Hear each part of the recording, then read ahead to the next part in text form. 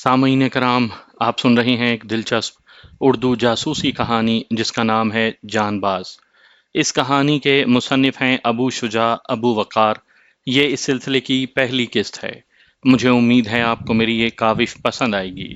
اس کہانی کا پہلا پارٹ غازی آپ اس سے پہلے ملاحظہ کر چکے ہیں۔ اب اس کے بعد اس کا دوسرا پارٹ جان باز ملاحظہ کریں۔ کہانی کو شروع کرنے سے پہلے آپ اس کا انتساب سنیں۔ محبت کی جاتی ہے جبکہ عشق ہو جاتا ہے۔ میرے ساتھ بھی یہی ہوا۔ 25 مارچ سن 1998 کا سورج میری زندگی میں سب سے بڑا انقلاب لایا۔ میری بھٹکتی اور بے قرار روح صدیوں سے جس کی تلاش میں تھی، وہ بالکل اچانک ایک زندہ ہستی کے روپ میں میرے سامنے آ گئی۔ میرا گوہر مقصود میرے سامنے تھا۔ میں زندگی بھر کے دشوار، کٹھن اور تھکا دینے والے سفر کے بعد بالآخر اپنی منزل تک پہنچ گیا، اور اس منزل کو پانے کے لیے میں نے سر دھڑ کی بازی لگا دی۔ قدرت نے اس بار بھی میری جھولی میں 3 اکے ڈال دیے، اور تسنیم نے میری رفیقہ حیات بن کر مجھ جیسے شکستہ انسان کو حیات نو دی، اور مجھے زندگی کی رنگینیوں، خوشبوؤں اور مسرتوں سے پھر پیار کرنا سکھایا، جنہیں میں مدتوں پہلے فراموش کر چکا تھا۔ اپنی کتاب جان باز کا انتساب میں اپنی محبوبہ بیوی کے نام کرتا ہوں، جس کی بے لوث محبت اور چاہت کے بغیر اسے کتابی صورت میں لانا میرے لیے ممکن نہ ہوتا۔ اور اب اس کہانی کا پیش لفظ حاضر خدمت ہے۔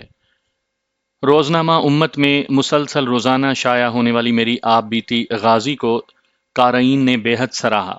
بلا مبالغہ ہزاروں قارئین نے خطوط، فیکس اور ٹیلی فون کے ذریعے اپنی پسندیدگی کا اظہار کیا۔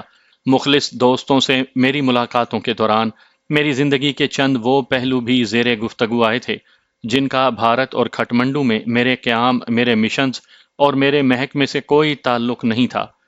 میں نے نہ تو اس بارے میں کبھی سوچا بھی تھا کہ غازی کی ہر قسط کے ساتھ باکس میں میرے تعارف کے ساتھ امت کی فرمائش پر اس مجاہد نے اپنی خفیہ خدمات کے ایک گوشے سے پردہ سرکایا ہے۔ لکھنے کے پس پردہ کیا بات تھی! غازی کی بے پناہ مقبولیت کے بعد جب مجھ سے باقی گوشوں سے بھی پردہ سرکانے بلکہ اٹھانے پر اصرار کیا گیا، اور جواز میں قارئین کے خطوط، فیکس اور ٹیلی فونز کا حوالہ دیا گیا، تو میں قارئین کی محبت، خلوص اور شوق کے سامنے ہتھیار ڈالنے پر مجبور ہو گیا۔ غازی کتابی صورت میں بھی شائع ہو چکی ہے۔ جاں باز بھی میری آپ بیتی کا ہی ایک حصہ ہے، جس میں میرے ایک مخلص دوست نے میری پیشہ ورانہ کامیابیوں کے پیش نظر مجھے ایک ذاتی جان جوخم کام کو سر انجام دینے کے لیے نہ صرف مجبور کیا بلکہ وعدہ بھی لے لیا۔ یہ مہماتی داستان اب کتابی صورت میں آپ کے پیش خدمت ہے۔ سن 1976 کے آغاز میں ان دنوں اپنے محکمے سے ریلیز یعنی فارغ ہو کر پشاور کے ایک دوست بابر خان کے پارک ہوٹل کے علاوہ ان کے راول پنڈی، ایبٹ آباد اور نتھیا گلی میں دیگر ہوٹلوں اور ریستورانوں کا جنرل مینیجر تھا۔ میں نے یہ ملازمت بادل نخواستہ صرف اپنی فیملی اور اپنی مالی ضروریات پوری کرنے کے لیے کی تھی۔ بھارت اور کھٹمنڈو میں پاکستان کے دشمنوں کو آگ میں بھسم کرنے والا اور واصل جہنم کرنے والا اب ہوٹلوں اور ریسٹورانٹس کے باورچی خانوں میں خان ساموں سے یہ پوچھتا پھرتا تھا کہ 50 مرغیوں کے 300 ٹکڑے 280 آرڈرز میں کیسے ختم ہو گئے، 20 کلو گوشت سکڑ کر 12 کلو کیسے رہ گیا، اسٹور میں چائے کے 20 ڈبوں میں سے 3 ڈبے چوہے کیسے کھا گئے کہ نہ تو چائے کا ایک ذرہ چھوڑا اور نہ ہی ڈبے کا کوئی ٹکڑا۔ ان دنوں جب بھی میرا راول پنڈی جانا ہوتا، جہاں بابر خان کا مال روڈ پر راجہ جی ریسٹورانٹ تھا، تو میں اپنے دیرینہ اور کالج کے دوست راجہ سرفراز خان سے ضرور ملتا، جو پولیس میں ڈی ایس پی اور وزیر اعظم ذوالفقار علی بھٹو صاحب کے اسپیشل باڈی گارڈ تھے۔ راجہ سرفراز ڈی آئی جی کے عہدے سے ریٹائر ہوئے اور محترمہ بے نظیر بھٹو کے پہلے دور حکومت میں کانٹریکٹ پر دوبارہ اسپیشل پولیس میں خدمات انجام دیں۔ راجہ سرفراز خان سے ملنے میں ایوب پارک راولپنڈی میں وزیر اعظم کی رہائش گاہ پر جاتا تھا، جہاں مجھے اونچی دیواروں اور کڑے پہرے میں گھرے وزیر اعظم ہاؤس میں ہونے والی بہت سی محلاتی سازشوں کا پتہ چلا۔ سکوت ڈھاکہ کے بعد پہلی سمٹ کانفرنس میں اندرونی طور پر کیا ہوا، بنگلہ دیش کو کیوں تسلیم کیا گیا، یوگینڈا کے صدر ایدی امین اور لیبیا کے صدر کرنل معمر قذافی کو کس طرح پاکستان کے بنگلہ دیش کو تسلیم کرنے پر اپنی ناراضگی دور کرنے پر مجبور کیا گیا۔ فلسطینی صدر یاسر عرفات کو کیوں کر مجیب الرحمان سے ہاتھ ملانے پر رضامند کیا گیا؟ غرض یہ کہ بہت سی ایسی اندرونی باتوں کا مجھے پتہ چلا جنہیں جان کر پاکستان کو دو لخت کرنے کے ذمہ دار مجیب الرحمان اور ذوالفقار علی بھٹو کے اصل عزائم کھل کر سامنے آ گئے۔ مختصر ترین الفاظ میں یہ دونوں ہر دل عزیز لیڈر بھارت کے اکھنڈ بھارت پروگرام کے بہت ہی نمایاں کردار تھے، اور پاکستان کو دو لخت کر کے یہ دونوں اپنی ناپاک منزل کی طرف کامیابی کا پہلا قدم بڑھا چکے تھے۔ ان کا دوسرا قدم پاکستان اور بنگلہ دیش کی افواج کو رسوا کرنا اور ان کے جذبہ حب الوطنی کو کچلنا تھا۔ دونوں ممالک کی افواج کو جب ان ہر دل عزیز لیڈروں کی جذباتی تقاریر سے قوم کو بے وقوف بنانے اور نعرے لگوانے کے پیچھے چھپے گھناؤنے عزائم کا پتہ چلا تو یہ دونوں اپنی ہی افواج کے ہاتھوں اپنے عبرتناک انجام کو پہنچے۔ فوج چاہے کسی بھی ملک کی ہو، اپنے اندرونی دشمنوں کو کبھی معاف نہیں کرتی۔ میں وزیر اعظم ہاؤس میں داخل ہوتا تو آنکھوں پر سے پردے ہٹ جاتے۔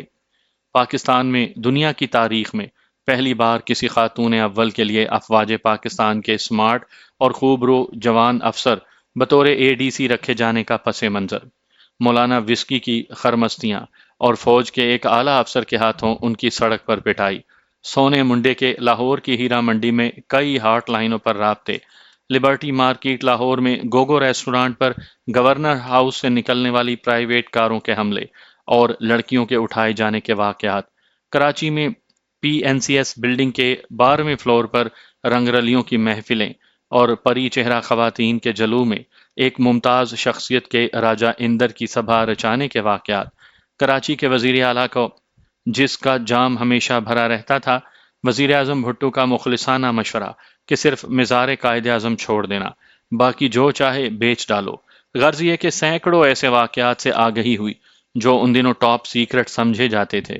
بچے کچے پاکستان کی بنیادوں کو سینکڑوں چوہے دن رات کھوکھلا کرنے میں مصروف تھے، اور محب وطن پاکستانی اس سیلاب وطن فروشی، خود غرضی، بے حیائی اور بدکماشی کو دونوں ہاتھوں سے اپنی عزت سنبھالے خاموشی سے گزرتے دیکھ رہے تھے۔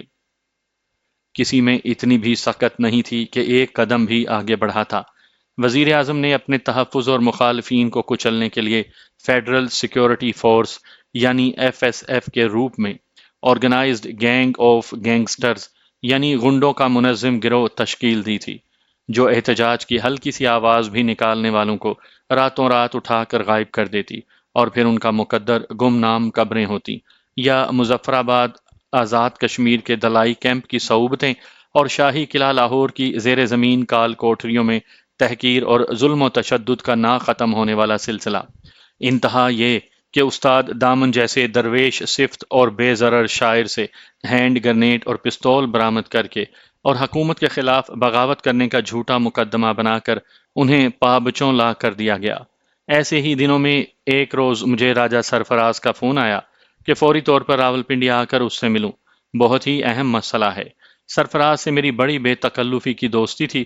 پہلے تو میں نے اسے ایک مذاق یا ہماری شکار پارٹی کے ہڑیال یعنی ہرن کی ایک قسم شکار کرنے کی ضیافت میں شمولیت کے لیے دعوت نامہ سمجھا، لیکن جب سرفراز نے کہا کہ یہ مذاق نہیں اور اگر فوری روانہ نہ ہوئے تو اٹھوا کر راولپنڈی پہنچا دیے جاؤ گے، تو میں بھی سنجیدہ ہو گیا۔ سرفراز نے کہا کہ ٹیلی فون انڈر آبزرویشن ہونے کی وجہ سے اس سے زیادہ کچھ نہیں بتا سکتا۔ یہ بات بھی وہ کھلے طور پر نہ کہہ سکا۔ بالآخر فیصلہ یہ ہوا کہ اسی شام 7 بجے میں راولپنڈی میں مال روڈ پر راجہ جی ریسٹورانٹ میں اسے ملوں گا۔ راجہ جی ریسٹورانٹ بھی ان ہوٹلوں اور ریسٹورانٹس کی زنجیر کی ایک کڑی تھا جن کا میں جنرل مینیجر تھا۔ شام کے ٹھیک 7 بجے راجہ سرفراز ریسٹورانٹ میں داخل ہوا۔ اس کا چہرہ اترا ہوا تھا۔ بغیر کسی رسمی گفتگو کے اس نے کہا، میں بڑی مشکل سے تمہیں فون کرنے اور یہاں بلانے میں کامیاب ہوا ہوں۔ وزیر اعظم ہاؤس کا ہر ٹیلی فون ٹیپ ہو رہا ہے اور میں کسی صورت بھی شام 6 بجے سے پہلے وہاں سے نکل نہیں سکتا تھا۔ ایک وفاقی وزیر اور بھٹو صاحب کے قریبی دوست کے ایک ذاتی کام کے لیے جب FSF کو کہا گیا تو FSF کے سربراہ مسعود محمود نے تمہارے سابقہ محکمے سے گائیڈنس مانگی اور اسے تمہارا نام دیا گیا۔ چونکہ ملک کی اندرونی جاسوسی زوروں پر ہے اور تم ابھی بھی اپنے محکمے کی زیر نگرانی ہو، اس لیے پشاور میں تمہارا پتہ اور کام کسی سے پوشیدہ نہیں۔ مسعود محمود نے اپنے نابین کو تمہیں یہاں فوری لانے کا کہا ہے۔ چونکہ یہ ساری بات میری موجودگی میں ہوئی تھی اور میں تمہاری طبیعت سے بھی اچھی طرح واقف ہوں کہ اگر کسی بات پر اڑ جاؤ تو پھر دنیا ادھر سے ادھر ہو جائے، تم اڑے ہی رہتے ہو، اور اس کا مطلب ظاہر ہے کہ اگر تم ایف والوں کے ہمراہ خوشی سے یہاں نہ آتے تو پھر زبردستی لائے جاتے۔ اس لیے میں نے تمہیں کسی ایسے ناخوشگوار واقعے سے بچانے کے لیے فون کیا تھا۔ اب میں عباس یعنی مسعود محمود کا نمبر 2 کو فون پر بتاتا ہوں کہ تم میرے پاس ہو، اور کل صبح تمہیں وفاقی وزیر راجہ تری دیو رائے کے دفتر میں مسعود محمود کے ہمراہ جانا ہوگا۔ یہاں پر میری پوزیشن بھی بڑی مضبوط ہے۔ وزیر اعظم کا اسپیشل باڈی گارڈ ہونے کے باعث وزیر اعظم تک میری ڈائریکٹ رسائی ہے۔ میری اور تمہاری دوستی کو مسعود محمود بھی بخوبی جانتا ہے، اس لیے وہ تم سے اچھی طرح پیش آئے گا۔ کھانے کے بعد میں راجہ سرفراز کے ہمراہ اس کے گھر رات گزارنے چلا گیا۔ چونکہ آئندہ کے واقعات ایک تسلسل کے ساتھ پیش آئے، اس لیے میں یہاں راجہ تری دیو رائے کے متعلق کچھ وضاحت کرنا چاہوں گا۔ بنگلہ دیش یعنی سابقہ مشرقی پاکستان میں چٹاگانگ کے پہاڑی سلسلے میں کٹھن گزرگاہوں سے آگے کپتائی کا قصبہ آتا ہے۔ یہ وہاں کے سویلائزڈ ورلڈ کی آخری حد ہے۔ اس کے بعد پہاڑی سلسلے کی بلندیوں پر جاتے ہوئے پہلے چکما، پھر مگ اور پھر مورنگ قبائل آتے ہیں۔ مورنگ قبیلے والے ابھی تک ہزاروں برس کی قدیم دنیا میں رہتے ہیں۔ عجیب و غریب رسوم کے علاوہ اس قبیلے کے زن و مرد صرف پتوں سے اپنا جسم ڈھانپتے ہیں۔ مگ قبیلہ ان سے نسبتاً ذرا ایڈوانس ہے، اور چکما ان تینوں میں سب سے زیادہ سویلائزڈ ہے۔ اس قبیلے کا صدر مقام رانگا ماٹی ہے۔ اس قبیلے کے مرد و زن زیادہ تر بدھ مت سے ملتے جلتے کسی مذہب کے پیروکار ہیں۔ اس قبیلے کا سردار راجہ تری دیو تھا، جسے حکومت پاکستان نے کیپٹن کا اعزازی عہدہ بھی دے رکھا تھا۔ اس کی تعلیم و تربیت برطانیہ میں ہوئی تھی، اور چٹاگانگ میں میری سروس کے دوران چٹاگانگ ریسٹ ہاؤس میں ہماری الحق سلیق ہوئی، جو بعد میں گہری دوستی میں بدل گئی۔ راجہ تری دیو کے ہمراہ میں کئی مرتبہ رانگا ماٹی جا چکا تھا، جہاں ہر بار میرے لیے خصوصی طور پر قبائلی ناچ گانے کا اہتمام کیا گیا۔ اس قبیلے کے سبھی افراد اپنے راجہ کو سجدہ کرتے اور اس سے بے پناہ محبت کرتے تھے۔ راجہ نے اپنے حویلی نما محل میں مجھے مغل شہنشاہوں جہانگیر اور اورنگزیب کی افواج سے چھینی ہوئی توپیں، دیگر اسلحہ اور زرہ بختریں دکھائیں۔ اس قبیلے نے آج تک کسی کی بھی غلامی قبول نہیں کی۔ قیام پاکستان کے بعد یہ قبیلہ اپنے راجہ کی وجہ سے دل و جان سے پاکستان کا حامی ہو گیا اور پاکستان کی حاکمیت کو تسلیم کر لیا۔ سقوط ڈھاکہ کے وقت راجہ تری دیو رائے مغربی پاکستان میں تھا۔ بھٹو صاحب کے دور میں اسے پروڈکشن کا وفاقی وزیر بنا دیا گیا۔ چکما قبیلے نے آج تک بنگلہ دیش کی حکومت کو تسلیم نہیں کیا ہے۔ سنا ہے کہ گزشتہ 2-3 سالوں کے دوران راجہ تری دیو کے بڑے بیٹے، جو قبیلے کا موجودہ سربراہ ہے، اور بنگلہ دیشی حکومت کے درمیان کچھ مفاہمت کی بات چیت ہوئی ہے، اور اس قبیلے کے افراد کو چٹاگانگ تک آنے کی اجازت مل گئی ہے۔ جس دور کا میں ذکر کر رہا ہوں، اس وقت بنگلہ دیشی فوج نے اس قبیلے کی نچلی سرحدوں کو گھیرے میں لے رکھا تھا، اور دونوں حالت جنگ میں تھے۔ اس قبیلے کے لوگ روایتی ہتھیاروں کے بجائے قدیم ہتھیاروں مثلاً تلوار، نیزے اور تیر کمان کے علاوہ انتہائی زہریلے سانپوں کے زہر میں بجھے ہوئے تیر اور کھوکھلے بانس کے ٹکڑوں میں زہریلی سوئیاں رکھ کر انہیں غلیل کے کھنچے ہوئے ربڑ کی طرز کے بنے ہتھیار سے دشمن پر پھینکتے تھے۔ باقاعدہ اور تربیت یافتہ فوج بھی ان کے مقابلے میں ٹھہر نہیں سکتی تھی، کیونکہ اس قبیلے کے جنگجو سبز رنگوں سے خود کو کیموفلاج کر کے گھنے درختوں پر چھپ کر جب دشمن پر حملہ کرتے تو بغیر آواز پیدا کیے سینکڑوں دشمنوں کو ڈھیر کر دیتے تھے۔ پہاڑوں میں ہونے کے باعث ہوائی جہازوں کے بم بھی ان کا کچھ نہیں بگاڑ سکتے تھے۔ دوسرے روز صبح 8 بجے سرفراز خان مجھے اپنی گاڑی میں راجہ تری دیو رائے کے دفتر، جو اسلام آباد میں سیکٹریٹ سی بلاک میں واقع تھا، چھوڑ آیا۔ میں ان کے پی اے کے کمرے میں بیٹھ گیا۔ تھوڑی دیر میں ہی مسعود محمود بھی آیا۔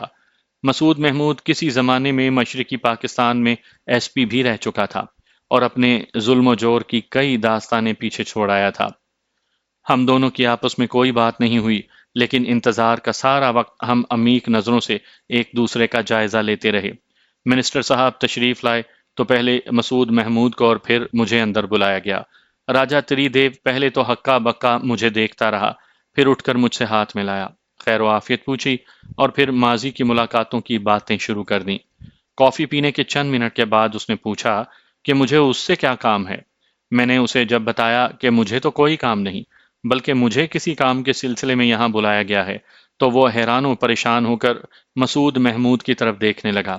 مسعود محمود نے اسے بتایا کہ مشن کے لیے میرے سابقہ محکمے نے میرا نام ریکمینڈ کیا ہے، تو وہ ہکا بکا رہ گیا۔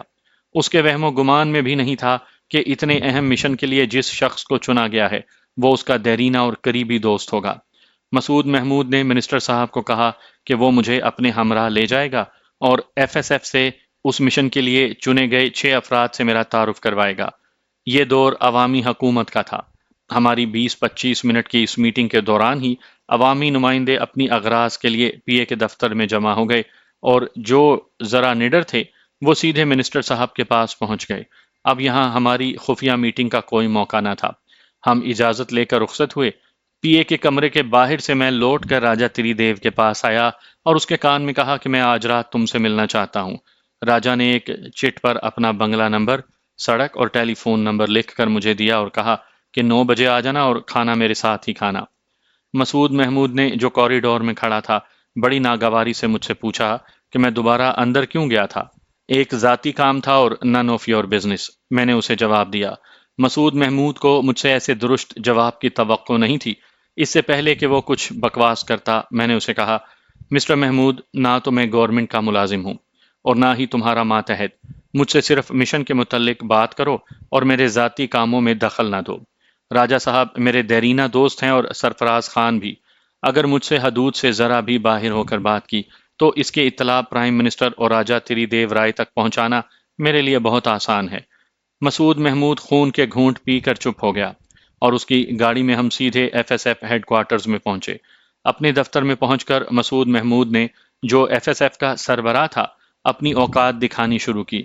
مجھے ویٹنگ روم میں بٹھا دیا گیا اور 3 گھنٹے کے انتظار کے بعد مجھے ایک ہال میں لے جایا گیا جہاں ایس پی عباس خان نے مجھ سے اپنا تعارف کروایا۔ وہاں وردی میں ملبوس 6 افراد کھڑے تھے، جن میں 2 انسپیکٹر اور 2 سب انسپیکٹر اور 2 حوالدار تھے۔ عباس خان نے مجھے بتایا کہ جس مشن پر تمہیں بھیجا جا رہا ہے اس میں تمہارا کام صرف یہ ہوگا کہ تم صرف راستوں کی رہبری کرو گے، باقی سب کچھ یہ سنبھال لیں گے۔ ان 6 موٹے افراد اور ان کی بڑی ہوئی توندیں دیکھ کر ہی مجھے ان کی صلاحیت کا اندازہ ہو گیا تھا۔ مجھے مشن کے متعلق حالانکہ اب تک کچھ نہیں بتایا گیا تھا، لیکن راجہ تری دیو رائے اور راستے کی رہبری کے الفاظ سے مجھے کچھ اندازہ ہو گیا تھا کہ کیا مہم درپیش ہے۔ مجھے فخریہ بتایا گیا کہ یہ 6 افراد ایف ایس ایف کی کریک کمپنی سے چنے گئے ہیں۔ برسبیل تذکرہ یہاں یہ عرض کرتا چلوں کہ crack company F S F کے نڈر، بہادر اور پیشہ ورانہ مہارت کے حامل افراد پر مشتمل تھی، جس پر ایف ایس ایف فخر کرتی تھی۔ اس کمپنی کی صلاحیت کا اندازہ آپ صرف ایک واقعے سے ہی لگا سکتے ہیں۔ بھٹو صاحب اقتدار حاصل کر کے فرعونیت کے اس دور میں تھے جہاں ذرا سی مخالفت برداشت کرنے کا بھی ان میں یارہ نہ تھا۔ ہر مخالفت کو وہ فکس اپ کرنے کی کھلے بندوں صرف دھمکیاں ہی نہیں دیتے تھے بلکہ ان پر عمل بھی کیا جاتا تھا۔ احمد رضا قصوری کو بھی پارلیمنٹ میں بھٹو صاحب نے کہا، "you have become impossible, I will fix you up", یعنی تم میرے لیے ناقابل برداشت ہو چکے ہو، میں تمہیں ٹھیک کر دوں گا۔ اور اسے ٹھیک کرنے کا کام ایف ایس ایف کی اسی کریک کمپنی کو سونپا گیا۔ کوئٹہ اور لاہور میں مسلسل 2.5 ماہ اس کریک کمپنی کے ماہر نشانچیوں نے احمد رضا قصوری کی نگرانی کی اور اس کے اپنے گھر آمدرفت کے اوقات کو نوٹ کرتے رہے۔ ایکشن کے روز انہی میں سے 2 افراد قصوری کی گاڑی پر آٹومیٹک ویپنز یعنی خودکار ہتھیاروں سے حملہ کیا، 87 راؤنڈ فائر کیے اور غلط آدمی یعنی نواب محمد احمد، وہ احمد رضا قصوری کے والد تھے، ان کو مار بیٹھے۔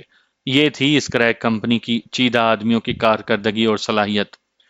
آئندہ روز صبح 10 بجے ہیڈ کوارٹرز میں آنے کا کہہ کر میں رخصت ہوا اور رات 9 بجے راجہ تری دیو رائے کے گھر پہنچ گیا۔ راجہ میرا منتظر ہی تھا۔ خاصی دیر خوش گپیاں ہوتی رہیں۔ کھانے کے بعد ہم پھر اصل موضوع پر آئے۔ راجہ نے بتایا کہ اس کی بچی تو امریکہ میں تعلیم حاصل کر رہی ہے، لیکن اس کی بیوی اور 2 لڑکے ابھی رانگا ماٹی میں ہی ہیں۔ بنگلہ دیشی گورنمنٹ انہیں گرفتار کرنے کی پوری کوشش کر رہی ہے تاکہ مجھے دباؤ ملا کر اور بلیک میل کر کے بنگلہ دیش آنے پر مجبور کیا جائے۔ پاکستان سے وفاداری کے جرم میں مجھے پھانسی پر لٹکانے کے آرڈر پہلے ہی جاری ہو چکے ہیں۔ میرا ابھی تک اپنی فیملی اور اپنے قبیلے سے کوئی رابطہ نہیں ہو سکا ہے۔ میں چاہتا ہوں کہ میری بیوی اور چھوٹا لڑکا یہاں آ جائیں اور بڑا لڑکا وہیں رہے۔ جس کے لیے قبیلے کی سرداری کا فرمان میں یہاں سے لکھ کر بھیج دوں تاکہ اسے قبیلے کا باقاعدہ سردار تسلیم کر لیا جائے اور وہ بنگلہ دیشی حکومت سے مذاکرات کرنے کی پوزیشن میں ہو جائے۔ میں نے وزیر اعظم سے اس خواہش کا تذکرہ کیا تھا اور انہوں نے مسعود محمد کے ذمے یہ ڈیوٹی لگا دی۔ مجھے قطعی علم نہیں تھا کہ تم بھی اس مہم کے لیے چنے جاؤ گے، اسی لیے میں اپنے دفتر میں مسعود محمود کے ہمراہ تمہیں دیکھ کر حیران رہ گیا تھا۔ یقین جانو مجھے تمہارا نام بھی ٹھیک طرح سے یاد نہیں۔ وہ تو مسعود محمود نے بتایا تو مجھے یاد آیا۔ راجہ تری دیو یہ کہہ کر خاموش ہو گیا۔ اس کے چہرے پر اب ایک سوالیہ نشان تھا اور میں ماضی کے ان دنوں میں پہنچ گیا جب انگا ماٹی میں اس نے میرے اور میرے دوستوں کی کئی بار بھرپور میزبانی کی تھی۔ مجھے یہ بھی یاد تھا کہ چٹاگانگ میں میری اصفہانی میں ملازمت کے شروع دنوں میں ہی دفتر میں ملازم ایک متعصب ہندو بنگالی انسپیکٹر سے کھٹ پٹ ہو گئی تھی، جو بڑھتے بڑھتے اس حد تک پہنچ گئی کہ اس نے کھلے بندوں یہ کہہ دیا تھا کہ چٹاگانگ میں اب تم رہو گے یا میں۔ اپنی گلی میں تو کتا بھی شیر ہوتا ہے۔ اس نے اپنی دھمکی کو پورا کرنے کے لیے میری رہائش کا یعنی ریسٹ ہاؤس کے سامنے چند بنگالی غنڈے بھی چھوڑ دیے تھے۔ یہ ریسٹ ہاؤس ریلوے روڈ پر مسکا ہوٹل کے سامنے واقع تھا۔ بنگالی غنڈے آتے جاتے مجھے آوازیں کستے اور مجھے اکساتے کہ میں زچ ہو کر ان سے بھیڑ جاؤں اور انہیں مجھے مزہ چکھانے کا موقع مل جائے۔ میں نے یہ بات راجہ تری دیو کو بتائی جو اسی ریسٹ ہاؤس میں ٹھہرا ہوا تھا، اور ان دنوں ہماری گاڑی چھنتی تھی۔ تری دیو اگلے روز ہی دفتر کا وقت ختم ہونے سے پہلے ہی میرے دفتر کے باہر اپنی جیپ میں اپنے 2-3 ملازموں کے ہمراہ آ گیا۔ میں نے اشارے سے اسے وہ انسپیکٹر دکھایا۔ راجہ کے 2 آدمی رکشہ لے کر اس کے پیچھے لگ گئے۔ اگلے روز وہ انسپیکٹر دفتر نہیں آیا۔ چند روز بعد پتا چلا کہ کسی زہریلے کیڑے کے کاٹنے سے اس کی موت واقع ہو گئی تھی۔ کیڑے کے کاٹنے کا نشان اس کی گردن پر تھا۔ میں نے تری دیو کو اس بارے میں بتایا تو اس نے صرف ہی ڈیزروڈ یعنی وہ اسی کا مستحق تھا کہہ کر گفتگو کا موضوع بدل دیا۔ آج وہی دوست مجھ سے مدد کا طلبگار تھا۔ میں نے راجہ کو کہا کہ میں اس کے کام کے لیے آخری حد تک جانے کو تیار ہوں، لیکن اس کے لیے میری کچھ شرائط ہیں۔ اول یہ کہ میں ایف ایس ایف یا کسی بھی سرکاری ادارے کی آنت اور مدد کے بغیر اپنے وسائل سے یہ کام انجام دوں گا۔ نمبر 2، مجھے مختلف نام سے ایک پاسپورٹ چاہیے جس کا علم کسی کو نہیں ہونا چاہیے، کیونکہ میرے محکمے کی طرف سے مجھ پر ملک سے باہر جانے کی 1 سال کے لیے پابندی ہے۔ نمبر 3، مجھے اس کام کو انجام دینے کے لیے خاصی معقول رقم چاہیے، کیونکہ اس مشن کے لیے میں اپنے آزمودہ ساتھیوں کو شامل کروں گا۔ اور آخری اور چوتھی شرط یہ ہے کہ تم مسعود محمود کو یہ کہہ دو کہ فی الحال تم نے اپنا ارادہ بدل دیا ہے۔ راجہ تری دیو نے میری ساری شرائط مان لی۔ دراصل اسے خود بھی ایف ایس ایف پر بھروسہ نہیں تھا، کیونکہ معاملہ صرف رانگا ماٹی تک پہنچنے تک کا ہی نہیں بلکہ اس کی فیملی کو باحفاظت اور خفیہ طور پر پاکستان لانے کا بھی تھا۔ راجہ نے مجھے 5,000 روپے سفر کی تیاری کے لیے دیے اور کہا کہ آج سے 10ویں دن میں اسے کراچی میں جم خانہ کلب کے سامنے قصر ناز میں ملوں۔ وہاں 1 دن میں وہ میری مرضی کے مطابق پاسپورٹ، اپنے خطوط اور ضروری رقم فراہم کر دے گا۔ یہ رات میں نے پھر راجہ سرفراز کے ساتھ بسر کی۔ دوسرے روز 10 بجے میں ایف ایس ایف کے ہیڈ کوارٹر گیا، جہاں مجھے بتایا گیا کہ یہ مشن فی الحال منسوخ کر دیا گیا ہے، لہٰذا میری ضرورت نہیں۔ راولپنڈی صدر سے میں نے بینک روڈ اور کشمیر روڈ کے کراسنگ کے بالکل قریب فاروق کی سپورٹ سے لانگ بوٹس یعنی گھٹنوں تک آنے والے جوتے اور سفری ضرورت کی چند اشیاء خریدیں اور شام تک پشاور پہنچ گیا۔ اس مہم پر جانے کے لیے میں نے ذہن میں ایک خاکہ تیار کیا تھا۔ اس کی تفصیلات اور مختلف ممالک سے گزرتے ہوئے پیش آنے والی ہر ممکن رکاوٹ کو عبور کرنے میں دشواریاں کو پیش نظر رکھ کر میں نے اپنی طرف سے ایک مکمل فول پروف پلان ترتیب دے دیا۔ پاسپورٹ ملنے پر میں سیدھا ڈھاکے بھی جا سکتا تھا، لیکن سن 76 کے آغاز میں بنگلہ دیش جانے والے پاکستانیوں کو جن مشکلات کا سامنا کرنا پڑتا تھا اس کی گواہی وہاں جانے والے پاکستانی اور پاکستانی سفارتی عملے کے ارکان دے سکتے ہیں۔ بنگلہ دیشیوں کی پاکستانیوں سے نفرت عروج پر تھی۔ پورے بنگلہ دیش پر عملاً بھارت کا راج تھا۔ مشرقی پاکستان کو بنگلہ دیش بنا کر مشرقی پاکستانی بھارت کی غلامی میں آ چکے تھے۔ مجیب الرحمان کی غداری، جسے بنگالیوں نے اپنا نجات دہندہ سمجھ کر آنکھوں پر بٹھا لیا تھا، جب کھل کر سامنے آئی تو سوائے مجیب کی بیٹی حسینہ واجد کے، جو لندن میں تھی، مجیب کے سارے خاندان کو گولیاں مار کر ختم کر دیا گیا اور اس ہر دل عزیز لیڈر اور اس کے خاندان کی لاشیں کئی روز بے گور و کفن اسی گھر میں پڑی رہیں۔ کہا جاتا ہے کہ ان لاشوں میں کیڑے پڑ گئے تھے اور تعفن کی وجہ سے گرد و نواح میں رہنے والے اپنے گھر چھوڑ گئے تھے۔ میں نے اپنے پلان میں اپنے آزمودہ ساتھیوں یعنی دہلی میں بشیر کے گیراج کے لڑکوں اور کیسر کو شامل کرنے کا فیصلہ کیا تھا۔ یہ وہ جری بہادر تھے جو جان پر کھیل جانے کو معمولی بات سمجھتے تھے، لیکن ان کی سب سے بڑی دشواری بھارتی پاسپورٹ کا حصول تھا۔ اس سیکولر ملک میں جہاں سب شہریوں سے بلا تفریق یکساں برتاؤ کا پرچار کیا جاتا ہے، مسلمانوں کو آزادی سے سانس بھی لینے کی اجازت نہیں، حتیٰ کہ عدالتوں میں چاہے وہ مجسٹریٹ کی ہوں یا جج کی، صرف نمائشی طور پر گواہوں کو ان کے مذہب کے مطابق قرآن حکیم، انجیل، گیتا اور گرنتھ پر ہاتھ رکھ کر قسم کھانے کی اجازت ہے۔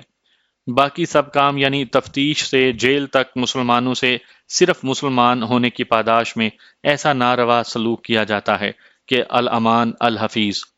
میں پاکستان سے دہلی خط بھی نہیں لکھ سکتا تھا۔ اس کی ایک وجہ میرے سابقہ محکمے کی مجھ پر نگرانی کی نظر عنایت اور دوسری وجہ بھارتی محکمہ ڈاک میں پاکستان سے آنے والی ڈاک سینسر ہونے کا باعث تھی۔ میں نے جو پروگرام ترتیب دیا تھا وہ بڑا کٹھن اور بڑے لمبے روٹ سے ہوتا ہوا رانگا ماٹی پہنچنے کا تھا۔ میں نے اپنے دوست اور ہوٹل کے مالک بابر خان سے چند روز کی رخصت لی اور 12 روز بعد کی تاریخ کا لکھا ہوا استعفیٰ بھی دے دیا اور کہا کہ اگر 10 روز میں واپس نہ پہنچ سکا تو پھر میرا استعفیٰ منظور کر لینا۔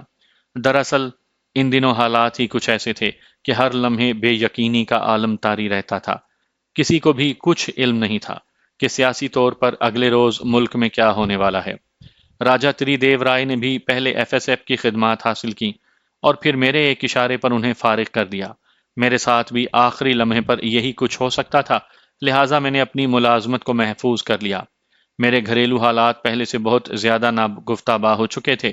زندگی کی ہر دوڑ میں کامیابیوں نے میرے قدم چومے تھے، لیکن اس دوڑ میں شکست پر شکست کھا رہا تھا۔ میں نے اپنے گھر والوں کو بھی اپنی اس مہم سے آگاہ نہ کیا اور تری دیو رائے سے طے شدہ ملاقات کی صبح پی آئی اے سے کراچی چلا آیا۔ ہوٹل میٹروپول کے مالک سائپرس مینوالا یعنی ہپی مینوالا کے والد میری کراچی میں ٹیکسیشن میں ملازمت کے دور سے مجھ سے انتہائی شفقت برتتے اور اپنی اولاد کی طرح چاہتے تھے۔ میں نے ان کے ہوٹل میں قیام کیا اور بعد دوپہر تری دیو سے ملنے قصر ناز چلا گیا۔ راجہ صاحب اس وقت اپنے بیڈ روم میں شغل میں نوشی میں مصروف تھے۔ مجھے بھی وہیں بلا لیا اور اس محفل میں 3 اور آدمی ان کے شریک کار تھے۔ رسمی گفتگو کے بعد راجہ صاحب نے ان تینوں کو ڈرائنگ روم میں بیٹھنے کو کہا۔ وہ چلے گئے تو میں نے راجہ صاحب کو اپنا پلان بتایا۔ راجہ صاحب نے یہ پلان سننے میں دلچسپی نہ لی اور کہا کہ پلان بھی تمہارا ہے اور ذمہ داری بھی تمہاری، مجھے تم پر پورا بھروسہ ہے۔ اپنی ضروریات بتاؤ۔ میں نے کہا کہ عیسائی نام رابرٹ مائیکل کے نام سے پاسپورٹ اور اخراجات کے لیے 5 لاکھ روپے کے مساوی امریکی ڈالر۔ راجہ صاحب نے کہا بس صرف یہی کچھ؟ میں نے کہا جی ہاں، صرف اتنے میں ہی سارا کام انشاءاللہ مکمل ہو جائے گا۔ راجہ صاحب نے اپنے پی اے کو انٹرکام پر کہا کہ ڈرائنگ روم میں بیٹھے لوگوں کو کمرے میں بھیج دے۔ جب وہ تینوں آ گئے تو راجہ صاحب نے انہیں کہا مجھے کل شام تک 5 لاکھ روپیوں کے سرکاری ریٹ پر امریکی ڈالر چاہیے اور ایک ارجنٹ پاسپورٹ بھی بنوانا ہے جو مجھے کل 4 بجے تک ہر حالت میں مل جائے۔ تینوں نے یک بارگی سر ہلا کر کہا شور سر، اٹ ول بی ڈن۔ جناب یقینی طور پر ایسا ہوگا۔ راجہ نے کہا کہ پاسپورٹ کا فارم اور تصاویر لینے کل صبح 9 بجے آ جانا۔ تھوڑی دیر کے بعد وہ اجازت لے کر چلے گئے تو راجہ نے بتایا کہ یہ تینوں سندھ انجینئرنگ ورکس میں اوپر کے عہدے دار تھے۔ یہ 5 لاکھ مجھے دیں گے تو 10 لاکھ خود کمائیں گے، اور اگر میں ایسا نہ کروں تو پھر بھی ان کے پاس ایسے حربے ہیں کہ میری لا علمی ہی میں یہ 20 لاکھ ہر مہینے ارن کرتے ہیں۔ میں نے اس بات کا کوئی جواب نہ دیا اور ادھر ادھر کی باتیں کر کے اجازت لی اور پی اے کے پاس جا کر راجہ صاحب کی حسب ہدایت اپنے پاسپورٹ سائز فوٹوگراف اور رابرٹ مائیکل کے قوائف لکھوائے اور سادہ کاغذ پر رابرٹ مائیکل کے 5-6 دستخط بھی کر دیے۔ اگلے روز شام 5 بجے جب میں قصر ناز پہنچا تو راجہ صاحب پاسپورٹ اور ڈالر لیے میرے منتظر تھے۔ انہوں نے مجھے یہ دیتے ہوئے کہا کہ بی او اے سی بینکاک تمہارا ریٹرن ٹکٹ میں نے اپنی تنخواہ سے لیا ہے تاکہ تمہارا سفر محفوظ رہے۔ میں اس عجیب منطق پر ہنس پڑا۔ راجہ صاحب نے مجھے ٹکٹ کے ساتھ بڑے لفافوں میں بند خطوط دیے جن پر قبائلی زبان کے علاوہ انگلش میں بھی نام درج تھے۔ راجا نے کہا، ان خطوط کو ذاتی طور پر تسلی کر کے ہر ایک کو الگ الگ دینا۔ واپسی پر تمہارے ہمراہ میری بیوی اور ایک بیٹا بھی ہوگا۔ بے شک زیادہ دن لگ جائیں، لیکن انہیں آرام اور حفاظت سے لانا۔ ایک اور انتہائی رازداری کا کام تمہیں سونپ رہا ہوں۔ میری بیوی کے پاس ہمارے پرکھوں کا خزانہ ہے۔ میں نے بیوی کو لکھا ہے کہ جڑاؤ زیورات تو میرے بڑے لڑکے کو دے دے، جو اب چکما قبائل کا سردار ہے، لیکن تمام جواہرات جو 4 کلو سے بھی زیادہ وزنی ہیں انہیں پہلے تمہیں دے اور بعد میں وہ زیورات میرے لڑکے کو۔ ان جواہرات کو میرے بڑے لڑکے اور چکما قبائل سے نہایت ہوشیاری اور رازداری سے نکالنا ہے۔ میرے لڑکوں کو ان کی ذرا سی بھی بھنک پڑ گئی تو پھر نہ تو جواہرات ہی بچیں گے اور نہ ہی تم اور تمہارے ساتھی۔ تم میرے دوست ہو، میں تم پر تو بھروسہ کر سکتا ہوں لیکن اپنے لڑکوں پر نہیں۔ قبیلے کی رسومات اور سردار کی بیوی کے روانگی سے پہلے قبیلے کی عورتیں اسے ایک لمحے کے لیے بھی اکیلا نہیں چھوڑتی، اس لیے میں نے اپنی بیوی کو لکھ دیا ہے کہ خط ملتے ساتھ ہی جواہرات تمہارے حوالے کر دے۔ پھر یہ تمہاری ذمہ داری ہوگی کہ انہیں باحفاظت مجھ تک پہنچاؤ۔ راجہ تری دیو رائے کی باتوں سے مجھے محسوس ہو رہا تھا کہ اسے اپنی بیوی اور بیٹے سے زیادہ ان جواہرات کو حاصل کرنے کی خواہش تھی۔ بیوی اور بیٹے کو پاکستان لانے کا مقصد بھی ان کی آڑ میں جواہرات کا حصول تھا۔ بہرحال یہ اس کا ذاتی مسئلہ تھا۔ ابھی تک وہ چکما قبیلے کا سردار تھا اور محض پاکستان سے وفاداری کی وجہ سے اپنے قبیلے میں واپس نہیں جا سکتا تھا۔ مجھ پر اس کا اتنا بڑا احسان تھا جسے میں کبھی فراموش نہیں کر سکتا۔ خزانے کا مالک وہ تھا جسے اس تک اصولاً پہنچنا چاہیے تھا، چنانچہ میں نے یہ ذمہ داری بھی قبول کر لی۔ میری سیٹ پرسوں کی فلائٹ کے لیے اوکے تھی اور مجھے اس سفر کے لیے مزید تیاری بھی کرنی تھی۔ میں نے اجازت چاہی تو راجا نے کہا کہ فلائٹ سے 2 گھنٹے قبل میں اس کے پاس آ جاؤں۔ کسی بھی قسم کا رسک نہ لینے کی وجہ سے وہ ایئرپورٹ پر میرے ہمراہ چلے گا۔ میں نے راجا کو بتا دیا کہ اس ساری مہم میں درپیش حالات کے پیش نظر 2 ماہ سے 5 ماہ تک کا عرصہ لگ سکتا ہے، اس لیے میں اسے کوئی فکسڈ تاریخ نہیں بتا سکتا۔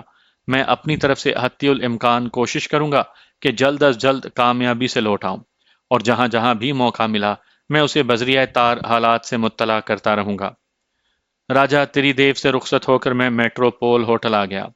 اس ملاقات میں راجہ نے جو نئے انکشافات کیے تھے ان کے متعلق اس نے اسلام آباد میں ہلکا سا اشارہ بھی نہیں کیا تھا۔ وہاں اس نے صرف یہ کہا تھا کہ اس کی رانی اور چھوٹے بیٹے کو پاکستان لانا ہے، لیکن کراچی میں اس نے اپنے خاندانی جواہرات بھی ہمراہ لانے کو کہہ کر مجھے بڑی الجھن میں ڈال دیا۔ اس کے یہ کہنے سے کہ جواہرات کا اس کے بڑے بیٹے کو، جو اب قبیلے کا سردار تھا، ہرگز پتہ نہ چلے اور نہ ہی قبیلے کے کسی فرد کو اس بات کا علم ہو۔ مجھے پیش آنے والی مشکلات اور حالات کی نزاکت کا پورا احساس ہو گیا تھا۔ پہلے میں سمجھتا تھا کہ چکما قبیلے میں پہنچ کر ہم محفوظ ہوں گے اور راجہ کا بیٹا رانگا ماٹی میں ہمارے قیام اور واپسی کے سفر کے دوران کم از کم اپنے قبیلے کی حدود تک اپنے وسائل کے ساتھ ہمارا مددگار ثابت ہوگا۔ لیکن اب صورتحال مختلف دکھائی دیتی تھی۔ سفر کے دوران اور واپسی پر رابرٹ مائیکل اور اس کے ساتھیوں کو اتنا خطرہ نہیں تھا جتنا چکما قبائل کی حدود میں پیش آ سکتا تھا۔ سردار بدلنے کے ساتھ ساتھ یقیناً وفاداریاں بھی بدل چکی ہوں گی۔ نئے سردار کی تقرری کا فرمان میں ہمراہ لے جا رہا تھا۔ اس فرمان کا مطلب یہ تھا کہ راجہ تری دیو رائے کے جو مخصوص وفادار تھے انہیں بھی اب خود راجہ کے فرمان کے مطابق نئے راجہ کی اطاعت اور اس کے احکامات بجا لانے پڑیں گے۔ رانگا ماٹی میدانی علاقے میں نہیں بلکہ گھنے جنگلات اور دشوار گزار پہاڑیوں میں گھرا ہوا ہے۔ وہاں پہنچنے کے لیے سب سے آسان اور سہل راستہ چٹاگانگ سے جاتا ہے۔ اس راستے پر بھی کوئی باقاعدہ سڑک نہیں۔ اونچے نیچے راستے پر 4 وہیل جیپ وہ بھی بڑی دشواری سے جاتی ہے۔ راستے میں ایک بڑا دریا عبور کرنے کے لیے کوئی پل نہیں اور بڑی کشتی میں جیپ سمیت سوار ہو کر دریا عبور کیا جاتا ہے۔ پہاڑوں میں 2 جگہوں پر ایسے گہرے کھڈ آتے ہیں جن پر سے گزرنے کے لیے صرف 1 فٹ چوڑے لکڑی کے 2 بڑے شہتیر رکھے ہیں جن پر سے جیپ گزارنی پڑتی ہے۔ مجھے اپنی ڈرائیونگ پر بڑا ناز ہے، لیکن ماضی میں ان شہتیروں پر سے میں جتنی بار بھی گزرا، میں نے اپنے دوستوں کی رہنمائی میں جو جیپ سے اتر جاتے تھے، جیپ کے اگلے پہیے شہتیروں پر چڑھانا اور پھر اللہ کا نام لے کر آنکھیں بند کر کے ایکسیلیٹر پورا دبا دینا اور آنکھیں تب کھولنا جب دوست چلا کر بتائے کہ پل عبور کر چکے ہیں۔ دوستوں نے ہمیشہ ان پلوں کو پیدل چل کر ہی عبور کیا۔ یہ سہل ترین راستہ بھی اب ہمارے لیے ممنوع تھا، کیونکہ ہم کسی حالت میں بھی چٹاگانگ جانے کا خطرہ مول نہیں لے سکتے تھے۔ میرے پلان کے مطابق ہمیں سب سے زیادہ بلندی پر پہلے مورنگ اور پھر مگ قبائل سے گزرتے ہوئے آخر میں چکما قبیلے تک پہنچنا اور پھر اسی راستے سے واپس لوٹنا تھا۔ واپسی پر ہمارے ہمراہ رانی اور ان کے بیٹے کے علاوہ بیش قیمت جواہرات بھی ہونے تھے۔ تصور میں تو یہ بڑی ایڈونچرس اور دلچسپ مہم دکھائی دیتی تھی، لیکن عملی طور پر تقریباً ناممکن العمل تھی۔ بہت سوچ بچار کے بعد اگلے روز میں پھر راجا تری دیو کے پاس گیا اور اسے کہا کہ وہ اپنے بڑے بیٹے کے لیے ایک اور فرمان لکھے، جس میں تمہاری عنقریب واپسی اور دوبارہ سرداری سنبھالنے اور بنگلہ دیشی حکومت سے برسر پیکار رہنے کے علاوہ تمہارے یورپین کرائے کے سپاہیوں کے حصول کی کوشش کا احوال درج ہو۔ رانی اور چھوٹے بیٹے کو پاکستان بلانے کی وجہ اور آئندہ جنگ میں ان کی حفاظت اور قبیلے کے لوگوں کو بھی اس جنگ کے لیے پوری طرح تیار کرنے کا لکھے۔ میں نے راجا کو کہا کہ میں یہ نیا فرمان تمہارے بڑے بیٹے کو پہلے دوں گا اور واپسی کے وقت اسے کہوں گا کہ رانی صاحبہ اور چھوٹے بھائی کی حفاظت کے لیے اپنے چند چاق و چوبند جوان ایک معتبر شخص ہمارے ہمراہ بھیجے جو برما کی سرحد تک ہمارے ساتھ رہیں۔ ان کے واپس جاتے وقت میں معتبر آدمی کو تمہارا اصلی فرمان دوں گا۔ جب تک وہ فرمان تمہارے بڑے بیٹے کو ملے گا ہم ان کی پہنچ سے بہت دور نکل چکے ہوں گے۔ راجا کو میری بات سمجھ آ گئی اور اس نے ایک نیا فرمان لکھ کر مجھے دیا۔ میں نے دونوں فرمانوں کے لفافے پر اپنے نشانات لگائے تاکہ انہیں دیتے وقت غلطی کا امکان نہ رہے۔ راجا سے میری بے تکلفی تھی۔ میں نے اس سے پوچھا کہ جب تم یہاں ایک فرانسیسی عورت سے محبت کی پینگیں بڑھا رہے تھے تو پھر رانی کو یہاں بلانے کی وجہ یقیناً صرف یہ ہوگی کہ رانی کے بغیر جواہرات تم تک نہیں پہنچ سکتے۔ بجائے جھینپنے کے راجا کھلکھلا کر ہنس پڑا اور بولا، میں تمہاری ذہنی رسائی کی داد دیتا ہوں۔ مجھے واقعی صرف جواہرات کی ضرورت ہے۔ رانی اور بیٹے کو میں انگلینڈ بھجوا دوں گا تاکہ میرا بیٹا مغربی تعلیم حاصل کر سکے۔ جہاں تک فرانسیسی عورت کا تعلق ہے تو تم نے اسے آج شاید پہلی بار ہی دیکھا ہوگا۔ تمہارے یہاں آنے سے چند لمحے پہلے وہ میرے کمرے سے نکلی تھی۔ نہ جانے ایسی کتنی عورتیں یہاں اور اسلام آباد میں میرے پاس آتی ہیں۔ تمہیں یہ بھی بتا دوں کہ ان عورتوں میں بیشتر پاکستانی اور مسلمان ہوتی ہیں۔ راجا کی یہ بات سن کر مجھے طیش تو بہت آیا لیکن میں خاموش رہا۔ اس کی وجہ یہ تھی کہ راجا کسی عورت کو بلانے اس کے گھر نہیں جاتا تھا۔ اپنی اغراض اور معاشرے کے ناسور کا شکار یہ عورتیں خود راجا کے پاس آتی تھیں۔ اس میں راجا کا کوئی قصور نہیں تھا۔ جب اپنی مرغی ہی اچھی نہ ہو تو اس کے ہمسایوں کے گھر انڈے دینے پر ہمسایوں سے جھگڑا کیوں؟ اور یہاں تو بات چند کی نہیں بلکہ آوے کا آوا ہی بگڑا ہوا تھا۔ اگلا دن میں نے سفر کی پوری تیاری اور اپنے پلان کو مزید ٹھیک ٹھاک کرنے میں گزارا۔ مجھے بار بار ایک ہی خیال ستا رہا تھا کہ اگر دہلی سے لڑکے کسی بھی وجہ سے مجھ تک نہ پہنچ سکے تو پھر میں کیا کروں گا؟ پاکستان سے تو میں بالکل اکیلا جا رہا تھا۔ اس مشن میں جن کی شمولیت ناگزیر تھی ان کی آمد کی ابھی تک صرف امید یا زیادہ سے زیادہ میری خوش فہمی تھی۔ میں سوچتا تھا کہ اگر دہلی کے لڑکے مجھ تک نہ پہنچ سکے تو مجھے ان کے متبادل کہاں سے ملیں گے؟ بینکاک تک میرا سفر پاسپورٹ پر اور قانون کے دائرے میں تھا۔ اس سے آگے رانگا ماٹی تک اور پھر بینکاک تک واپسی غیر قانونی تھی، اور واپسی پر رانی اور لڑکے نے بھی ہمراہ ہونا تھا۔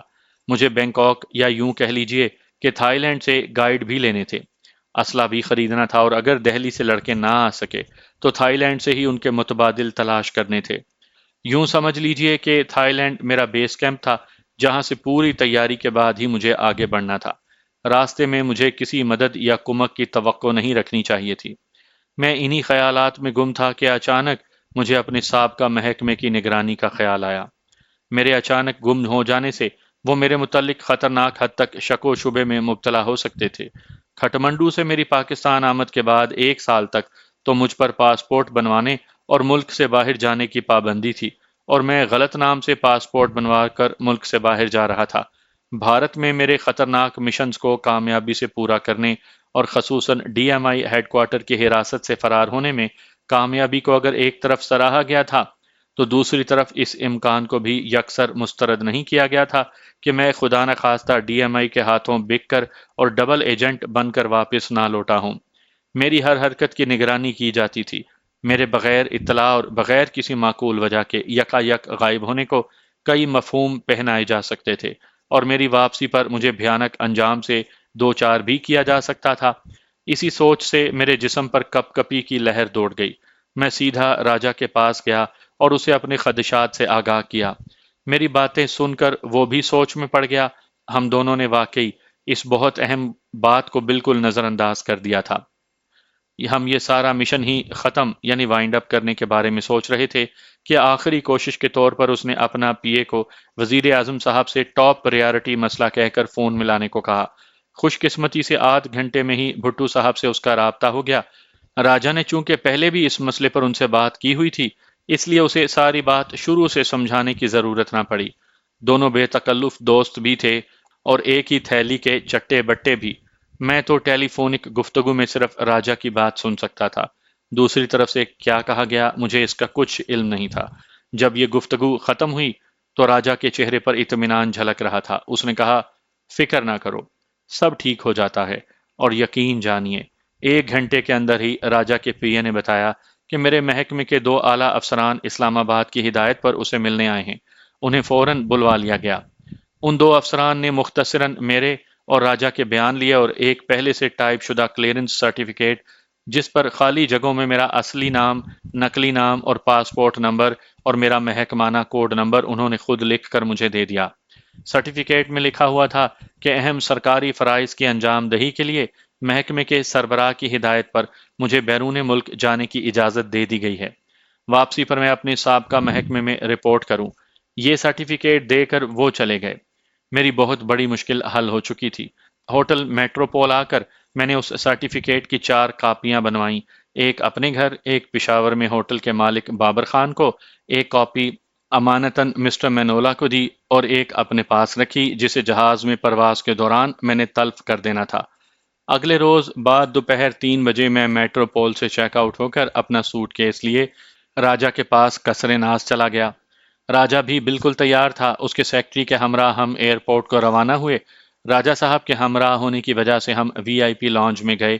وہاں سے میرا سوٹ کیس لے لیا گیا اور مجھے بورڈنگ کارڈ دیا گیا۔ برٹش اوورسیز ایئر ویز کارپوریشن BOAC ان دنوں دنیا بھر کی ایئر لائنز میں اپنا ایک منفرد مقام رکھتی تھی۔ بعد میں دنیا بھر کی یہ سب سے بڑی ہوائی کمپنی ختم کر دی گئی۔ جہاز کی روانگی کا اعلان ہوا تو راجا نے گرم جوشی سے مجھے الوداع کہا اور ہاتھ ملاتے ہوئے ایک موٹا لفافہ مجھے تھما دیا اور کہا، یہ ہماری عادت ہے کہ دوست کو رخصت کرتے وقت کوئی تحفہ ضرور دیتے ہیں۔ رانگا ماٹی میں بھی تم نے دیکھا تھا کہ ہم دوستوں اور مہمانوں کو کبھی خالی ہاتھ الوداع نہیں کہتے تھے۔ اس لفافے میں $30,000 ہیں اور یہ ہماری طرف سے تحفہ ہے۔ میں نے لفافہ لے کر اس کا شکریہ ادا کیا۔ ایئرپورٹ کی گاڑی مجھے اکیلے کو جہاز تک لے گئی۔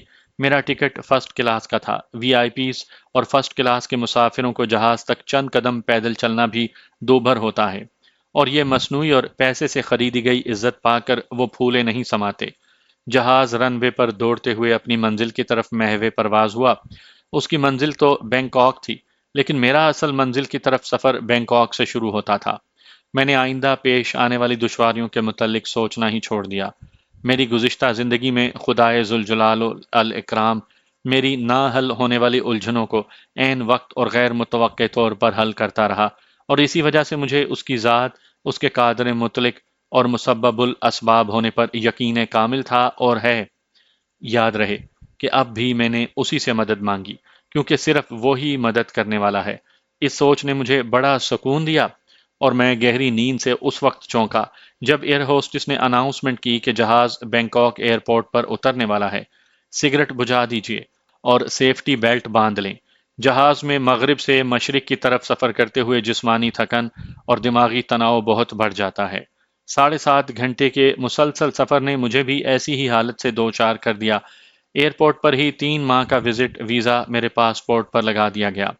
ایئرپورٹ سے ہی میں نے $500 کے بھات یعنی تھائی کرنسی لیے اور ٹیکسی لے کر رائل پلازا ہوٹل چلا گیا۔ تھائی وقت کے مطابق رات کے 3 بج رہے تھے جب ہم ایئرپورٹ پہنچے۔ ہوٹل پہنچ کر میں نے غسل کیا اور سفر کی تھکان دور کرنے کے لیے ایسپرو کی گولیاں کھائیں۔ صبح تو ہو ہی چکی تھی اور آج سے ہی میں نے اپنے مشن کے لیے اپنی جد و جہد کا آغاز کرنا تھا۔ میں صبح 9 بجے ہی بینکاک کے مرکزی ٹیلی فون اور ٹیلی گراف آفس پہنچ گیا اور دہلی میں عارف کے گھر کے نمبر پر ارجنٹ کال بک کی۔ چند منٹوں میں ہی کال مل گئی۔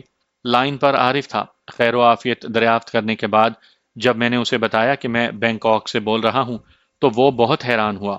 اور جب میں نے اسے یہ بتایا کہ مجھے ایک اور مہم درپیش ہے جس کے لیے مجھے بشیر کے گیراج کے لڑکوں اور لازمی طور پر کیسر کی ضرورت ہے، تو وہ کہنے لگا کہ خدا کے لیے اب بس بھی کرو، کیوں اپنی جان کے پیچھے ہاتھ دھو کر پڑے ہوئے ہو؟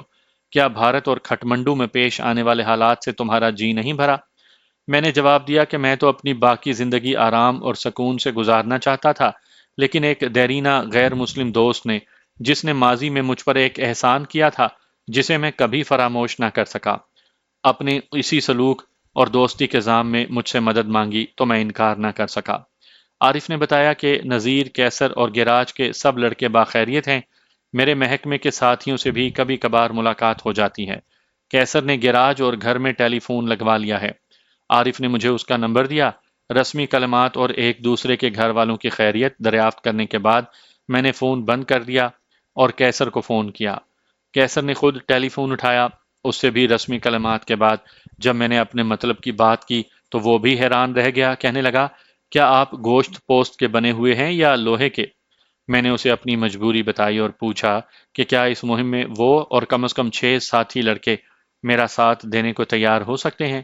تو کیسر نے جواب دیا، بھائی جان، آپ کے لیے تو ہم تحت الثورہ تک بھی جانے کے لیے تیار ہیں، آپ حکم کریں۔ میں نے اس کا شکریہ ادا کیا اور کہا، ابھی میں خود اس مہم کے واضح خد و خال ترتیب نہیں دے سکا ہوں، تم اپنے ساتھیوں کے ساتھ پوری تیاری کر لو۔ آج سے ٹھیک 10ویں روز میں اسی وقت تمہیں فون کروں گا۔ میرا فون ملنے پر تم دہلی سے چل پڑنا اور بینکاک سے میں روانہ ہو جاؤں گا، اور ہماری ملاقات انشاءاللہ بھارت اور برما کے بھارتی سرحدی قصبے کالادان میں ہوگی۔ اپنے ہمراہ لانگ بوٹ ضرور لانا۔ اس مہم میں ہمیں زہریلے سانپوں، دلدلی جونکوں، زہریلے مچھروں اور مکھیوں کے علاوہ وحشی قبائل سے بھی واسطہ پڑے گا، اس لیے پوری اور مکمل تیاری سے آنا۔ کالا دان پہنچنے کے لیے نقشوں سے مدد لینا۔ میں کل اسی وقت دوبارہ فون کروں گا۔ اگر کسی بھی وجہ سے آپ لوگ نہ آ سکتے ہوں تو مجھے کل ہی بتا دینا۔ کیسر نے میری بات کاٹتے ہوئے کہا، بھائی جان، اگر آپ نے صرف ہمارے اس مہم میں شریک ہونے یا نہ ہونے کے متعلق پوچھنے کے لیے فون کرنا ہے تو پھر فون نہ کیجیے گا۔ کیسر نے آپ سے جو وعدہ کیا ہے اسے بشرط زندگی ضرور نبھائے گا، اور آپ کی ہدایات کے مطابق ہم ساتوں آپ کی طرف سے گرین سگنل ملنے پر فوراً روانہ ہو جائیں گے۔ میں نے کیسر کو مزید کچھ ہدایات دینے کے لیے اگلے روز فون کرنے کا کہا اور ہوٹل واپس چلا آیا۔ عارف اور کیسر نے مجھ سے دوبارہ خطروں میں کودنے کا جو شکوہ کیا تھا وہ بالکل بجا تھا، لیکن میری مجبوری یہ تھی کہ میں اصولوں کا قیدی تھا اور ہوں۔ کسی کے احسان، خلوص اور محبت بھرے احساس کو میں کبھی بھلا نہیں سکتا، چاہے وہ راجہ تری دیو کے چٹا گانگ میں میرے دشمن بنگالی ہندو انسپیکٹر کو واصل جہنم کرنے کی صورت میں ہو، یا میرے پسندیدہ خشک فروٹ کاجو سے بھرا ٹن مجھے دینے کی صورت میں۔ راجہ نے اپنی امید اور مجھ پر بھروسے کی وجہ سے ہی مجھ سے مدد مانگی تھی، جس سے میں انکار نہ کر سکا۔ دوستی میں نہ تو مذہب حائل ہوتا ہے، نہ فاصلے اور وقت، اور نہ ہی دوستی میں دوست کی ظاہری برائی اور کمزوری دیکھی جاتی ہے۔ راجہ کی ساری خامیوں اور برائیوں کو جانتے ہوئے بھی وہ میرا بہترین دوست تھا۔ دوستی کی آزمائش میں بھی پہلا قدم اسی نے رکھا تھا۔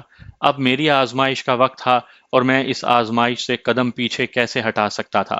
ممکن ہے بعض سامعین کو میری اس رائے سے اختلاف ہو، لیکن میں سمجھتا ہوں کہ مذہب اور وطن کو گزند نہ پہنچانے والے سے دوستی کی کوئی حد نہیں، اور ایسی دوستی عزیز و اقارب کی سچی جھوٹی محبتوں سے بہت بلند اور عرفا ہوتی ہے۔ ہوٹل رائل پلازا سری وانگ روڈ پر پولیس اسٹیشن کے بالکل قریب واقع تھا۔ اب اس کا نام شاید میں بدل گیا ہو۔ اس ہوٹل کی مالک ایک جوان اور حسین سکھ خاتون تھی۔ اس ہوٹل میں زیادہ تر پاکستانی اور بھارتی قیام کرتے تھے، جو اکثر شراب کے نشے میں آپس میں یا ایک دوسرے سے لڑتے اور مار پیٹ کرتے رہتے۔ ایسے ہنگاموں پر قابو پانے کے لیے سردارنی نے، جس کا نام رانی تھا، 8-10 تھائی غنڈے پال رکھے تھے۔ میں نے ان غنڈوں سے اپنے کام کا آغاز کیا۔ میرا گزشتہ تجربہ مجھے بتاتا تھا کہ میری ضرورت کے افراد شرفاء میں نہیں بلکہ انڈر گراؤنڈ ورلڈ یعنی زیر زمین دنیا سے ہی مل سکتے ہیں، اور ان تک رسائی بھی غنڈوں کے ذریعے ہی ہو سکتی تھی۔ میں نے ان غنڈوں میں سے ایک کو 100 بھات دیے اور کہا کہ مجھے کسی ایسی جگہ لے چلے جہاں سب کچھ ملتا ہو۔ بینکاک میں سب کچھ تو سرے عام ملتا تھا۔ ویتنام جنگ کے دوران امریکی فوجیوں کے لیے تھائی لینڈ اور خصوصی طور پر بینکاک ان کی مختصر تعطیلات کا مرکز بن چکا تھا۔ سرکاری طور پر بدھ مت کے پیروکاروں کا یہ ملک، جس کے باسی جو کبھی اپنی قناعت پسندی کے لیے مشہور تھے، امریکی ڈالروں کی چمک اور فراوانی سے ایک بہت بڑے قحبہ خانے میں بدل چکا تھا۔ دنیا کی کوئی ایسی برائی نہیں تھی جو یہاں موجود نہ ہو۔ یہاں کے مختلف ہوٹل دنیا کے ہر ملک کے عیاش سیاحوں کے لیے ان کے اپنے ملک اور رسم و رواج اور تمدن کے مطابق سجے سجائے اور ان کی مخصوص ضروریات پوری کرنے میں شہرت رکھتے تھے۔ مثلا پاکستانی سفارت خانے کے بالمقابل گریس ہوٹل اپنے عرب گاہکوں کی ضروریات اور خواہشات پوری کرنے میں مشہور تھا۔ اس ہوٹل کے کمرے، لابیز اور ریسٹورانٹ فرشی محفلوں کے لیے سجائے گئے تھے۔ عربوں کا پسندیدہ شیشہ یعنی حقہ اس ہوٹل میں ہر جگہ مہیا تھا، اور عرب مہمان زبان نا فہمی کے باعث فاحشہ عورت سے اپنی تسبیح کے دانوں کی گنتی سے بھاؤ تاؤ کرتے تھے۔ اسی طرح ایمبیسیڈر ہوٹل پاکستانی اور بھارتی افراد کی خدمت کے لیے مشہور تھا۔ اورینٹل اور رائل آرچڈ شیرٹن اپنے مغربی گاہکوں کی خواہشات کی تکمیل کے لیے چشم برا رہتا تھا۔ اسی طرح بیسیوں ریسٹورانٹس بھی یہی دھندا کرتے تھے۔ ایسے ماحول میں جب میں نے گنڈے سے ایسی جگہ لے جانے کا مطالبہ کیا جہاں سب کچھ ملتا ہو، تو وہ سمجھ گیا کہ مجھے حشیش یا ایل ایس ڈی کی ضرورت تھی، جن کی خرید و فروخت قانونی طور پر ممنوع تھی، اور صرف انڈر گراؤنڈ ورلڈ میں یہ دونوں تھوک میں مہیا تھیں۔ ورنہ سڑکوں اور ہوٹلوں میں صرف چرس بھرے سگریٹ اور ایل ایس ڈی کی بہت کم مقدار ملتی تھی۔ گنڈا مجھے رات 9 بجے ٹیکسی میں تقریباً 2 میل دور آفٹر 7 کلب کے پچھواڑے گلیوں میں سے گزارتے ہوئے ایک مکان میں لے گیا، جس کے دروازے بند تھے۔ گھنٹی بجنے کے ساتھ ہی کسی نے دروازے میں بنی چوکور کھڑکی کھولی۔ گنڈے نے اپنی زبان میں کچھ کہا۔ اندر والے نے دروازہ کھولا۔ ہم اندر داخل ہوئے ہی تھے کہ دو تھائیوں نے میری جامع تلاشی لی اور مطمئن ہو کر مجھے اپنے پیچھے آنے کو کہا اور گنڈے کو واپس بھیج دیا۔ ہم ایک کمرے میں داخل ہوئے تو میری آنکھوں پر پٹی باندھ دی گئی۔ مجھے دونوں بازوؤں سے پکڑے وہ آگے بڑھے۔ غالباً 2 مزید کمرے گزرنے کے بعد مجھے محسوس ہوا کہ ہم کھلی فضا میں آ گئے ہیں۔ وہاں ایک کار میں مجھے بٹھا کر وہ دونوں میرے دائیں بائیں بیٹھ گئے۔ گاڑی اندازاً آدھ گھنٹے چلنے کے بعد رکی۔ گاڑی سے اتار کر دونوں تھائی مجھے لے کر ایک گھر میں داخل ہوئے اور کمرے کا دروازہ بند کر کے میری آنکھوں سے پٹی ہٹا دی گئی۔ یہ کمرہ ڈرائنگ روم تھا اور 3 آدمی صوفوں پر بیٹھے ہوئے تھے۔ ان میں سے ایک نے، جو غالباً ان کا چیف تھا، دونوں تھائیوں کو باہر انتظار کرنے کا اشارہ کیا اور مجھ سے نہایت نرم لہجے میں اس طرح لائے جانے کی معذرت چاہی۔ وہ خاصی اچھی انگریزی بول رہا تھا۔ اس نے کہا کہ سیکیورٹی کی وجہ سے مجھے یہ تکلیف سہنی پڑی، جس کے لیے وہ نادم ہے۔ اس نے پوچھا کہ مجھے کسی چیز کی ضرورت ہے۔ میں نے کہا کہ 2 درجن ہینڈ گرنیڈ، ایک امریکن پسٹل، کم از کم 32 بور کا 3 فالتو میگزین اور 200 گولیاں چاہیے۔ اس تھائی نے مسکرا کر اپنے ایک ساتھی کو کہا، یور ڈپارٹمنٹ، یعنی یہ تمہارا شعبہ ہے۔ دوسرا تھائی مجھے لے کر ایک اور کمرے میں چلا گیا۔ یہاں دیواروں پر مختلف اقسام کے ہتھیار سجے ہوئے تھے۔ اس نے 32 بور کے 2 پسٹل اتار کر مجھے دکھائے۔ دونوں امریکی ساختہ تھے۔ ایک کی میگزین 7 گولیوں والی اور دوسرے کی 11 گولیوں والی تھی۔ مختلف ٹائمنگز کے 3 ہینڈ گرنیڈ بھی مجھے دکھائے اور ساتھ ہی کہا، ہم سودے بازی نہیں کرتے، جو دام بتائیں گے وہ منظور ہوں تو ٹھیک، ورنہ آپ واپس جا سکتے ہیں۔ میں نے دام پوچھے تو اس نے نہایت مناسب قیمت بتائی۔ میں نے 6 سیکنڈ میں پھٹنے والے گرنیڈ اور 11 گولیوں والا پسٹل پسند کیا۔ اس کے کہنے کے مطابق میں نے آدھی رقم اسے وہیں ادا کر دی اور بقیہ آدھی اگلے روز سامان کی ڈیلیوری پر ہوٹل میں دینی تھی۔ مجھے ایک صحیح گاہک سمجھتے ہوئے اس نے کہا کہ وہ مجھے ایل ایم جی یعنی light machine gun, S M G small machine gun, bazooka, R R اور امریکی ساختہ تمام اقسام کے آٹومیٹک ہتھیار، حتیٰ کہ اسٹنگر، میزائل اور ان سب ہتھیاروں کا ایمونیشن بھی مہیا کر سکتا ہے۔ اس کے علاوہ جتنی بھی مقدار میں چاہوں وہ مجھے حشیش، ایل ایس ڈی اور گولڈن ٹرائی اینگل کی بنی ہوئی ہیروئن بھی سپلائی کر سکتے ہیں۔ میں نے اس کا شکریہ ادا کیا۔ واپسی پر پہلے کی طرح مجھے بلائنڈ فولڈ کر کے پہلے گھر کے قریب ہی گاڑی سے اتار دیا گیا۔ دوسرے روز رات کے 8 بجے مقررہ وقت پر سارا سامان ہوٹل میں میرے کمرے میں پہنچا دیا گیا۔ میں نے بقیہ آدھی رقم ادا کی تو سامان لانے والوں نے ایک کاغذ پر ہاتھ سے لکھا ہوا ٹیلی فون نمبر مجھے دیا کہ جب بھی ضرورت ہو تو اس فون پر مسٹر تھان سے ڈائریکٹ رابطہ کر سکتا ہوں۔ میں قبل ازیں غازی میں عرض کر چکا ہوں کہ سمگلر اور زیر زمین کام کرنے والے لکھنے لکھانے کا تردد نہیں کرتے۔ ان کے نزدیک زبانی کیا ہوا وعدہ ہی حرف آخر کی حیثیت رکھتا ہے۔ پہلے ممبئی میں اور اب بینکاک میں بھی مجھے اس کا تجربہ ہوا۔ کاش ہمارے کاروباری حضرات ان زیر زمین کام کرنے والوں سے ہی سبق سیکھیں اور اپنے قول اور وعدے کا خیال رکھیں۔ اگلے روز میں نے بازار سے ایسی ڈبل جیکٹ خریدی جس میں یہ سب اسلحہ اچھی طرح سما سکتا تھا۔ جیکٹ خریدتے وقت دکاندار نے یکا یک مجھے نظر انداز کیا اور دکان کے باہر آ کر ہاتھ جوڑا اور سر جھکا کر کھڑا ہو گیا۔ سڑک پر 7-8 گاڑیوں کا ایک قافلہ جا رہا تھا۔ سبھی دکاندار اور سڑک پر چلنے والے تھائی مرد و زن اسی طرح ہاتھ جوڑے اور سر جھکائے کھڑے تھے۔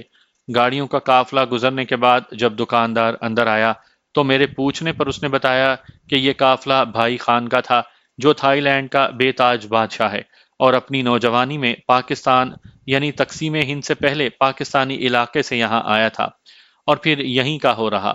دکاندار نے اپنی ٹوٹی پھوٹی انگریزی میں مجھے اس کی داستان سنائی تو میں حیران رہ گیا اور فیصلہ کیا کہ پہلی فرصت میں بھائی خان سے ملنے کی کوشش کروں گا، کیونکہ ایسی عجوبہ روزگار شخصیتیں روز روز پیدا نہیں ہوتی۔